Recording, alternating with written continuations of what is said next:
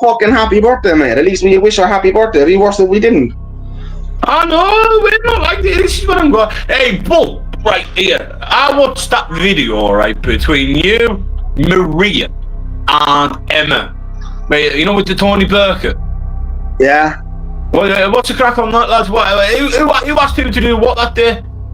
Yeah, what do you want to do? Or the phone call me, Emma, and Maria had when Maria was looking for Tony Sarah as well, was it? I think that was you. I know. Basically, Emma rang me and said, I didn't really know Maria, to be honest. I didn't like. I'd known her from commenting on Brian's live. That was it, mate. Like, I was never speaking to her face to face. So Emma rings me up one night and says, "Oh, my friend Maria there. Look, she's a paedophile hunter.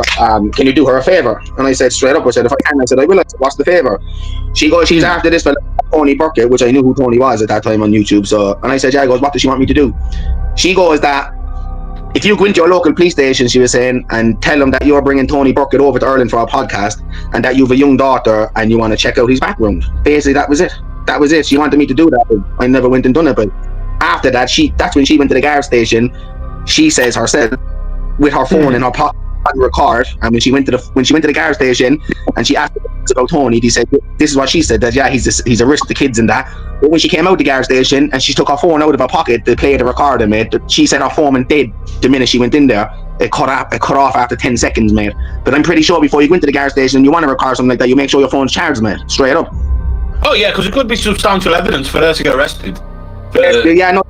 She was asking me for ages for me to ring up. Obviously not my local gas station. She wanted me to ring up York gas station, sure, and say that I'm coming to do a podcast with Tony Birkett and that. And can you tell me if he's a risk or he's Sarah's law? Yeah, that's what they wanted me to do, mate. 100%. She was trying to groom you into trying to like defraud your situation. Like she was trying to use you to get that information out about Tony Birkett. Yes, the two of them were trying to use me for nearly 3 or 4 weeks, mate, trying to get me to do a job. But I knew I wasn't slow enough to do that, mate. You know what I mean? Straight up, I certainly want to ring up. Say, why do you need to know, like, what was the reason for Emma and Maria to actually target Tony at the time? What? Because she was smashing the windows up for the boils and Maria was right up Tony's ass at one point. Why do you think that they've changed all that? So Emma was up Tony's ass, mate. I remember speaking to Emma, like I can remember the very, very first WhatsApp phone call out of Emma, mate. Emma used to speak to Tony Birkett in, mate, private to private. She used to speak to Tony Birkett in, and the way Emma used to be speaking to me is like that they've got on, mate. And then it's like the minute Maria moves in, Emma don't want nothing to do with Tony, wrong, and then they want to Sarah. But listen, Emma like Tony Birkett after straight up, and so did Maria Howard. Why do you reckon Maria was always involved? Because she's the same as Emma, mate. She's just so used to the attention. She loves the attention straight up. And for honestly, for Maria going out of her way to get all this shit on Tony, truthful, honestly, yeah, what's it going to do? It's all over YouTube already. Everyone knows what Tony is, yeah. Everyone's opinion on Tony. But honestly, what did she think it was going to do? All you were going to do with that information, Maria, truthful, was come on YouTube, upload it on YouTube, and you're letting people know on YouTube that what everyone else already knows. So yeah, there is something. I honestly think there is something bigger behind it, mate. Why the two of them are especially trying to pin him and get him for something, mate. It was a bit strange. Straight up, it was a bit strange. That's what I don't get it, because the both been right up each other's asses. Yeah, look at the likes of Maria with Dodgy Dave's acros, and they said she got all this paperwork and all that, but it's all make believe. So how can you believe either party from likes of Tony Birkett, and how can you believe what Maria Howard said after all these years of going at one another? Emma was telling me, mate, for fucking that time Decca Higgy's the time Decca Higgy's all his paperwork came out, his acro, whatever it was, 57 page or 47, whatever the fuck it was, mate. I've had conversations with Dodgy Dave about this, mate, private, straight up I have, yeah. Emma trying to say that it interfered with Decca Higgy's paperwork, that it was meant to be a legit 37 page, but he put on an extra 10 or 12 pages, mate. Man, she was shouting that all over YouTube for months and months and months, mate. And I've sent Dave all the proof, mate. Man, she talks shit. That's all she talks, mate. But I reckon she's done something with Decca Heggie, because that last live I've done with her, like me and her, she indicates in that live that she doesn't think Gary Furby and Decca Heggie are both risks, grasses and wrongs. And she said it clearly. Yeah, but I think Emma's been around Tony Birkett as well on many occasions. Emma sat in the car with Paul Ellis and Tony Birkett on her own. 1,000,000% Emma sat with Tony and Ellis on her own, and she is speaking to them and she's done stuff with them 100%, mate. 100%. But as you said, there's something bigger in the background that we just don't know of. Why would you, like, out of all people on YouTube at that time, the Decca, she was fighting with Humble, she's fighting with a lot of people on YouTube. Out of all people, truthfully, why would you want to target Tony Birkett? Out of all of them, there's a lot there. Like, look, don't get me wrong, he's a wrong. Look.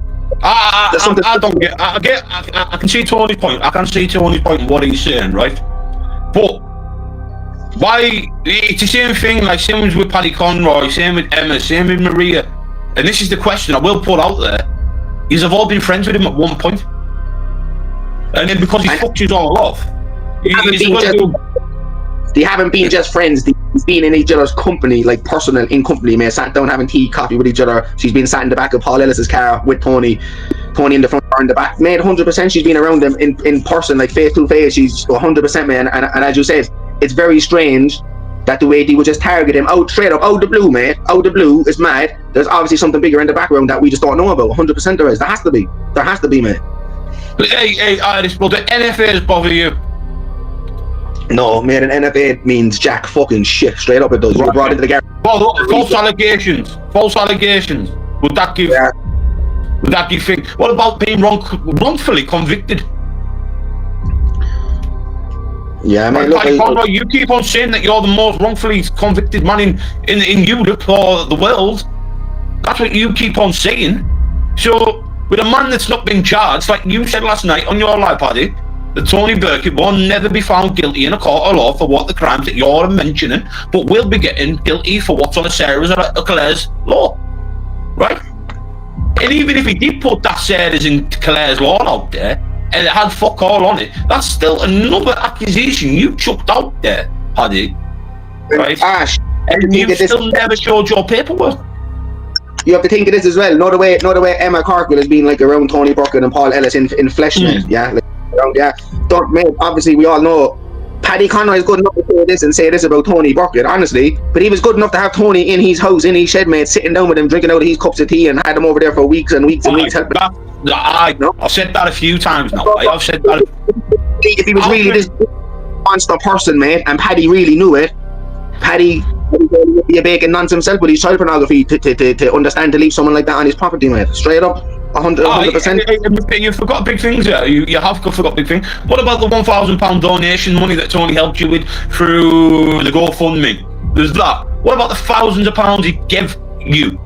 Right? You needed help with your card. They got you the card. They needed phones. They got you the phone. They got you all this. But you're also money oriented now. I did laugh last night when you said you were going to pass that £30 back to whoever sent it. Now prove that. Do something with that £30 you've got in your hand, right? To do something good with yourself, right? Don't go and give £30 money to the food bank. So Scotty's not dead, you know. Scotty's not dead. No support. All he did was hop the abuse off him and run him down to low dirt. That's all he ever done to him. Yeah. So all this, we went and took him for his methadone and all this, that, and the other. Wouldn't you document that? 100% you would. 100% you would. But as I said, Paddy was only using it what he could get himself. That's the kind of. That was it.